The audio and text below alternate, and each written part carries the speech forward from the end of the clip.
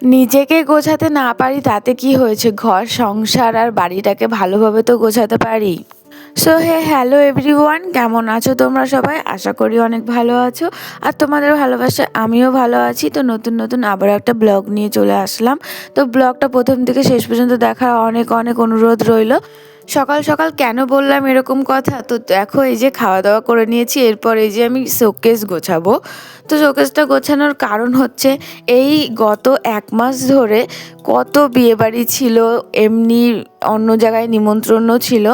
তো এত শোকেসটা এলোমেলো হয়ে গেছে না, মানে বলে বোঝাতে পারবো না। মানে জিনিসপত্র রাখার জায়গা পাচ্ছি না, মানে এত পরিমাণে এলোমেলো হয়ে গেছে। তো আজকে সকাল থেকে ভাবছি যে গোছাবো গোছাবো করে অনেকক্ষণ সময় নষ্ট করছি, মানে অনেক দিন ধরে ভাবছি এটা গোছাবো। তো বাপের বাড়ি চলে গেলাম, এখন এই দিকে ওইদিকে একটু দৌড়াদৌড়ি করতে হয়েছে। তো তোমরা শোকেসটার অবস্থা দেখতেই পাচ্ছ কি পরিমাণে ঘিজিমিজি হয়ে রয়েছে। তো এই যে এখন আমি এখানে কার্পেটগুলো নিচে পেতে নিয়ে ভালোভাবে সব জামাকাপড়গুলো নিচে নামিয়ে নিচ্ছি। আমার হাজব্যান্ডের জামাকাপড় সহ ছড়িয়ে গেছে, আমারগুলোও ছড়িয়ে গেছে। আমার শাশুড়ির ব্লাউজ কিচ্ছু পাচ্ছিল না, তো আমাকে বলে রেখেছে তুমি আমার ব্লাউজগুলো একদম আলাদা রাখবা, তোমার ব্লাউজের সাথে রাখলে আমি কিচ্ছু খুঁজে পাই না। তোমারও অনেক ব্লাউজ, তুমি আমারগুলো একদম আলাদা রাখবা আর তোমারগুলো আলাদা রাখবা, যেন আমি হাত বাড়ালে পাই। তো সেই আঞ্জাতে আমি সবগুলো মারগুলো আলাদা করে রাখবো, এখন আমারগুলো আলাদা করে রাখবো। যত জামা কাপড় রয়েছে, সুতির কাপড় রয়েছে অনেক ভাঙা, আবার অনেক সুতির কাপড় আমরা এদিক ওদিক বাজার টাজারে গেলে শাশুড়ি বৌমা পরে যাই, তো সেগুলো সব এখন সাইড করে রেখে দেবো। আর তার আগে দেখো শোকেসটা আমি ভালো করে এখানে গুছিয়ে বের করে নিয়েছি সব কিছু, এই পাশেরটাও বের করে নিয়েছি। আর এই যে এইখানকার বাসনগুলো এখন একটু অন্য জায়গায় শিফট করব, কেননা এখানে যত শীতের জামা কাপড়গুলো আছে সেগুলো ঢোকাবো। এখন তো আর বেশি শীত নেই, শীত তো চলেই গেছে, আর ওই সব জামা কাপড়গুলো একটুও দরকার পড়ে না। এইদিক ওইদিক গেলেও একটা ওড়না নিলেই ঠিক হয়ে যায়। আর দেখো আমি সব জামা কাপড় এখানে গুছিয়ে এক সাইড করে রেখে দিয়েছি। ওখানে ভালো সুতির কাপড়, তারপরে এদিক ওদিক যাওয়ার পরা সুতির কাপড়গুলো, ওগুলো সব এক সাইড করে রেখে দিয়েছি। আর এখানে এখন একটু পেপার পেতে নিচ্ছি, নিচে না হলে শীতের জামা কাপড় রাখবো, তো একটু পেপার না পেতে নিলে ভালো লাগবে না, সেই কারণে। তো চলো এবার একে একে সব জামা কাপড়গুলো রেখে দিই। আর এই যে প্রথমে এখানে আমার হাজব্যান্ডের এই জ্যাকেটটাই রেখে দিচ্ছি, এটা দিয়েই শুরু করলাম। তারপর একে একে যত শীতের জামা কাপড়গুলো রয়েছে সব এখানে আমি এখন সুন্দর করে রেখে দেব। আর এগুলো যে এত মোটা মোটা, মনে হয় এগুলোর জন্য মানে বস্তাই ঠিক আছে, এইসব শোকেস টোকেস ঠিক নেই। আর কি করব, ভালো ভালো সোয়েটার এগুলো বস্তায় রাখলে নষ্ট হয়ে যাবে, সেই কারণে এখানেই একটু রেখে দিচ্ছি। আর ওই শোকেসে রাখলে জামা কাপড় রাখা যাবে না। আর এগুলো যেহেতু প্রচুর মোটা মোটা সোয়েটারগুলো পরতে ভালো লাগে, এই যে রাখার সময় যে কি সমস্যা হয় বলে বোঝানো যাবে না, এগুলো প্রচুর সমস্যা হয়, এত মোটা মোটা না, বলে বোঝানোই যাবে না। তারপরে এই যে দেখো এখানে যত ভালো সুতির কাপড়গুলো ছিল, মানে একবার পরা জাস্ট ভাঁজ ভেঙেছি, কিছু কিছু কাপড়ের ভাঁজ ভাঙিও নি, তো সেগুলো রেখে দিলাম।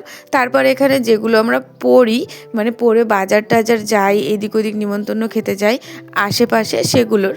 আর এখানে দেখো সব মানে ওই ব্যাগগুলোর মধ্যে, মিনি ব্যাগগুলোর মধ্যে আমি যত কাপড় টাপড় রয়েছে, ভালো কাপড় টাপড় রয়েছে সেগুলো রেখে দিয়েছি। আর কিছু কিছু ব্যাগের মধ্যে ব্লাউজ, সায়া এইসব রেখে দিয়েছি।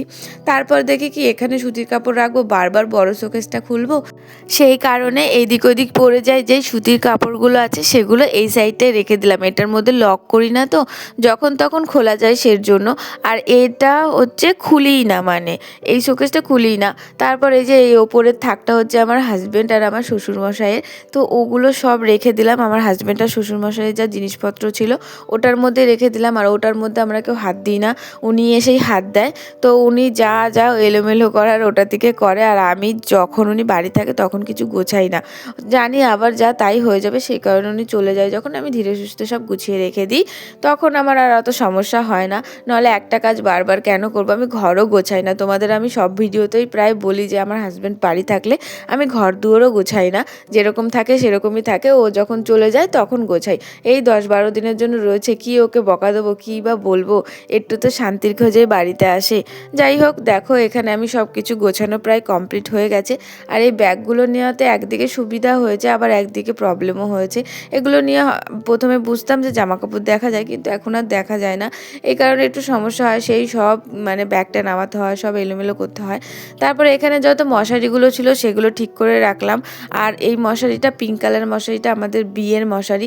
তো দেখো দেখতে দেখতে 1 বছর চলে গেল, তাই মশারিটা রাখছি আর ভাবছি যত্ন করে রাখলে সব জিনিস অনেক দিনই টেকে।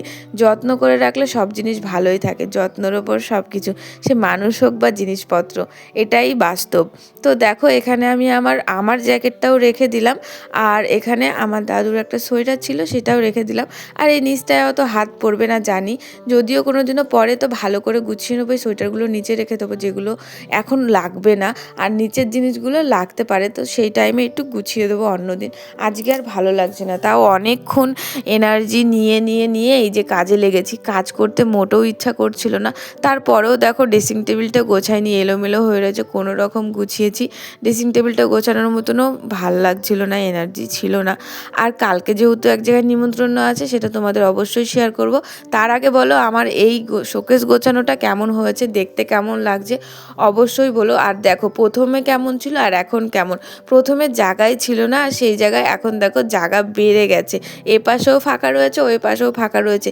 তার মানে কি বোঝা যাচ্ছে, জিনিসপত্র গুছিয়ে গাছিয়ে রাখলে জায়গা অবশ্যই বাড়ে। জিনিসপত্র মানে যত্ন করে রাখলে জায়গাও বাড়ে, নিজের বাড়িতে রাখাও যায় ভালো করে, সেটা ফেলে দেওয়ার মতন হয় না। যত্নর ওপরই সব কিছু ডিপেন্ড করে। তারপর এই ফটোর ফ্রেমটা আমার কাকা শ্বশুর আমার কাকি শাশুড়ি মিলে দিয়েছে। তো দেখো কেমন হয়েছে কৃষ্ণ রাধা। আর আমি এইদিক ওদিক করে ভালো করে লাগিয়ে দেখছিলাম যে কোথায় লাগালে ভালো হবে, কিন্তু আমাদের দেওয়ালে কেন জানি না পেরেক গাঁথে না, মনে হয় ঢালাইয়ের জন্য, মানে প্লাস্টার করা হয়ে গেছে সের কারণে, এর জন্য মনে হয় না। তারপরে এই শোকেসের ওপরে কতগুলো বাক্স রাখা ছিল, দেখতে খারাপ লাগছিলো, কিন্তু ওই বাক্সগুলোর সামনে এই ফটোটা ভালো লাগছিলো, আর বাক্সগুলোও ঢেকে গেছে। তো এক কাজে দুই কাজ হয়ে গেছে, আর দেখতেও খুব ভালো লাগছিলো। চলো তোমাদের একটুখানি দেখিয়ে দিই। আগে চলো ফটোটা ভালো করে রেখে দিই, যেহেতু এটা ওপর থেকে পড়ে গেলে ফেটে যাবে, সেই কারণে। তো চলো এবার তোমাদেরকে একটু ফটোটা ভালো করে দেখিয়ে দেবো। আর বলো তোমরা আমার এই ভিডিওটা তোমাদের কেমন লেগেছে। অবশ্যই কিন্তু ভালো লাগলে একটা লাইক কমেন্ট শেয়ার সাবস্ক্রাইব করে দিও। আর অনেক ভালো লাগলে প্লিজ একটু কমেন্ট করে বলো যে কেমন লেগেছে, গোছানোটা কেমন হয়েছে। তো ভালো লাগলে অবশ্যই কিন্তু লাইক করে দিও, বারবার করে বলে দিচ্ছি।